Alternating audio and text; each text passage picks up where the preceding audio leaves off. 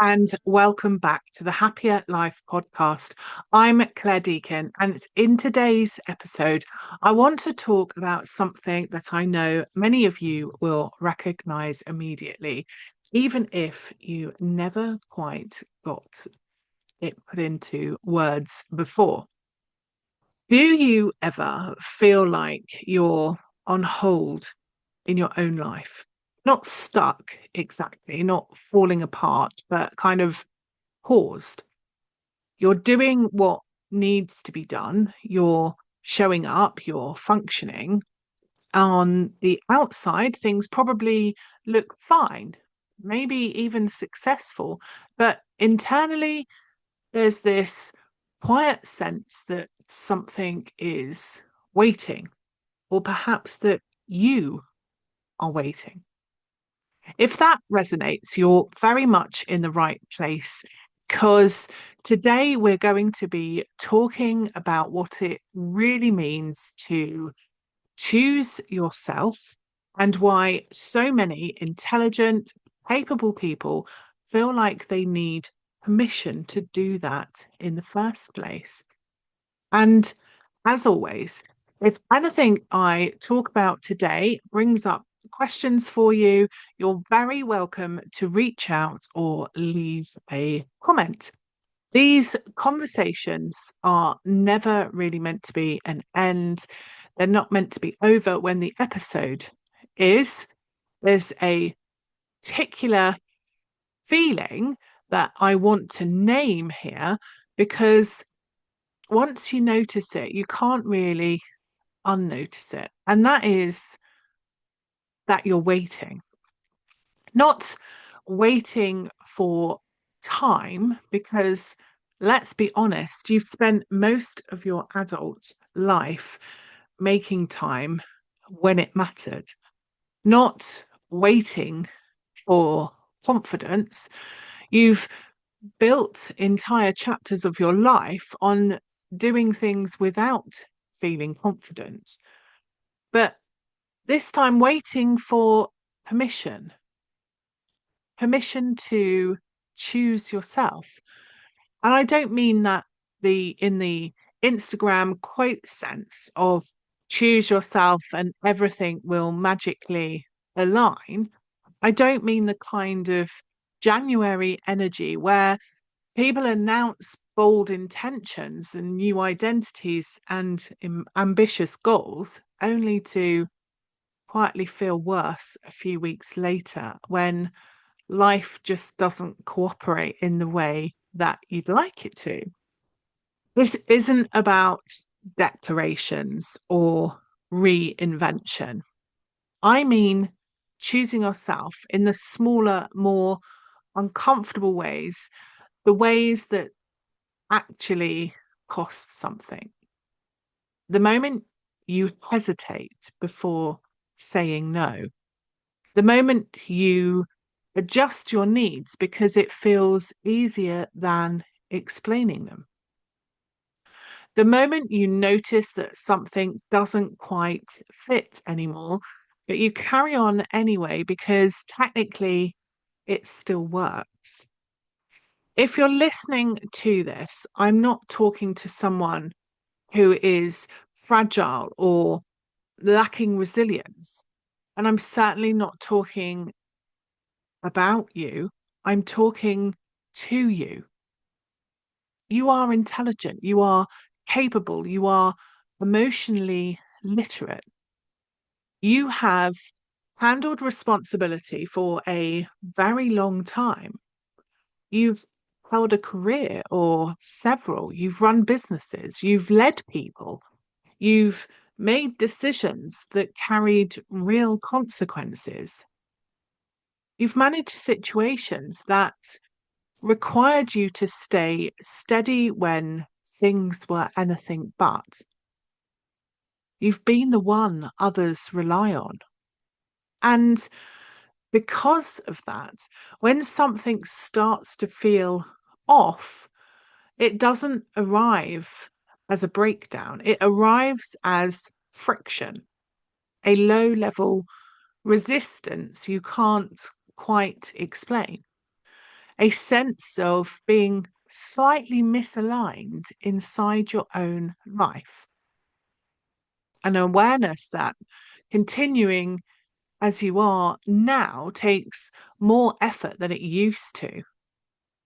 Not because the demands have increased, but because your level of tolerance has changed. And almost immediately, the internal negotiation begins.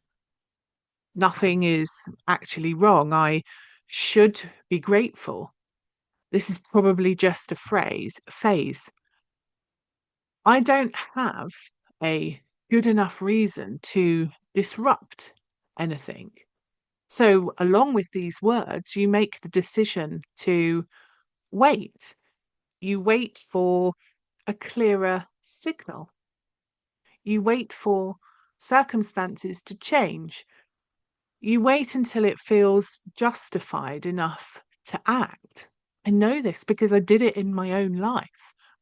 The difficulty is that your nervous system doesn't really wait politely. From a nervous system perspective, and I want to be clear here, not in a vague or fluffy way, but in a real physiological one, what often happens is this. When you have spent years prioritizing responsibility over responsiveness, output over attunement, the system adapts. It becomes efficient. It keeps things running. It does exactly what it's designed to do. But it does that by dampening signals that aren't immediately useful for performance or survival. Longing, restlessness, desire, that subtle sense that something needs to change. Not because those signals are unimportant, but because at earlier points in your life, listening to them wasn't practical or safe or rewarded. So the body learns to keep them quiet, which works until it doesn't. What I see again and again is that the system doesn't collapse necessarily, it constricts. Motivation narrows, joy becomes selective, emotional tolerance reduces. You still function, you're still capable, but you don't quite feel like yourself while you're doing it. And because you're intelligent, you analyze that experience rather than listening to it. Why am I so tired? Why does this irritate me so much now? I used to cope with so much more than this. That phrase, I used to cope, is particularly revealing because it assumes that coping is the benchmark. From a positive psychology perspective, coping is not the same as thriving, and it's certainly not the same as living in alignment. Everything I talk about, the whole foundation of Happya, is going beyond survival. Coping is about maintaining function under strain. It's a short to medium term strategy, not a long term identity. But many people build entire lives on this, especially those who learned early that competence creates safety. This is a position that I ran my life in. I had learned to gain that confidence to play the game, play the role that I felt was expected of me, reduce all of those other aspirations because they felt unsafe. I needed that stability. I needed to conform. I needed to belong because that's what was required of me to stay safe. So when the urge to choose yourself does finally appear, it rarely actually feels empowering. It feels destabilizing because choosing yourself means no longer organizing your life primarily around other people's needs, their expectations, or approval. And that can feel surprisingly threatening, even when you're successful. I know this personally. So, before my life changed in the ways that many of you already know about, I had a solid, successful corporate career. I understood systems, pressure, performance. I knew how to operate in environments that rewarded reliability and composure. I wasn't lacking drive. I wasn't lacking agency. I wasn't avoiding responsibility. But there came a point, and it didn't arrive dramatically, where I realized that continuing as I was would require me to go numb to something essential. And that realization wasn't empowering in the moment, it was really deeply uncomfortable. Because when you're used to being competent, self choice can feel oddly indulgent, almost suspicious. You start asking questions like, who do I think I am to want this? Or more quietly, who would have I disappoint if I did? That question matters because what blocks self choice for most people is not selfishness, it's loyalty. Loyalty to roles you've outgrown, loyalty to expectations you've never consciously agreed to, loyalty to versions of yourself that kept everything running. And underneath that, loyalty is usually a belief that was learned, not chosen. That harmony requires self suppression, that needs are negotiable, that being valued depends on being manageable. Those beliefs were adaptive. They worked, they kept things stable. But identity is not meant to be static. Psychologically, identity is reinforced by what's rewarded. If being accommodating, capable, and emotionally steady earns approval, the system learns quickly and repeats the pattern. The difficulty comes when your internal world evolves, but your external identity doesn't update at the same pace. You're still behaving like someone whose needs come last while feeling like someone who can no longer tolerate that arrangement. That that whole situation creates friction. It shows up as irritability, as withdrawal, as a low level resentment you don't quite recognize in yourself, which is inconvenient, but also meaningful because that friction isn't failure, it's information. It's your system telling you that the old pattern no longer fits. And annoyingly, very on brand for the nervous system, the moment you consider changing that pattern, your body may react as if you're threatening survival.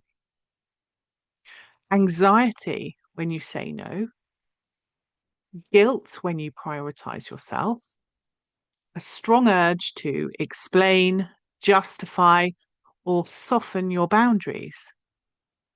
That doesn't mean you're doing something wrong. It means your system has learned that predictability equals safety and self choice disrupts predictability. Understanding that doesn't instantly make it comfortable, but it does stop you turning on yourself for it. There was a point for me where everything externally still looked fine. The structure was intact, the routines were familiar, the expectations were clear, but internally something had shifted.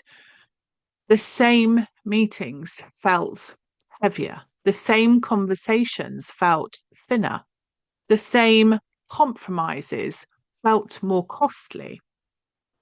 And I remember thinking, not in a dramatic way, just honestly, if I keep choosing what's expected, what am I teaching myself about my own worth? That question doesn't come from weakness, it comes from self respect. It's you beginning to wake up.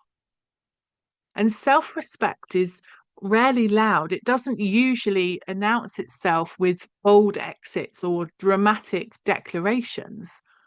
More often, it starts with small internal refusals, not replying immediately, not over explaining, not automatically reshaping yourself to fit. It's the shift from, can I justify this, to, does this honor me? And if you've been valued for your compliance rather than your truth, that shift can really feel deeply uncomfortable. If, as you're listening to this, you notice a tightening in your chest or an urge to jump ahead to solutions, just pause, because nothing here needs fixing right now. This isn't a call to action. It's a invitation to clarity. Pressure shuts down insight, whereas safety allows it. Choosing yourself is not a single decision, it's a pattern change. And pattern changes happen slowly through repeated internal mission. Often the most profound shifts begin when you stop asking for permission you were never meant to need. You might find yourself reflecting later without forcing answers on questions like, where in my life am I still waiting to be chosen and by whom? What parts of myself have I been managing rather than listening to? And if self respect were guiding my next chapter, what would quietly need to change? These aren't questions to solve, they're questions to bear witness to notice. If you want to explore this further, you'll find related articles, podcast episodes, and resources on my website under the section focused on you, your identity, your needs, and how you show up in your life. I've created a series of pages for these different topics, and that's what I will be working through on these podcast episodes throughout the year. For this episode, the most relevant place to start is happiercoach.com/explore/self. And if you've been waiting patiently, responsibly, quietly for permission to choose yourself, this is it. Not because you've earned it, not because it's justified, but because it was never required in the first place. So thank you for listening. I hope you found this valuable and check out those additional resources. The link will be in the show notes. So until next time.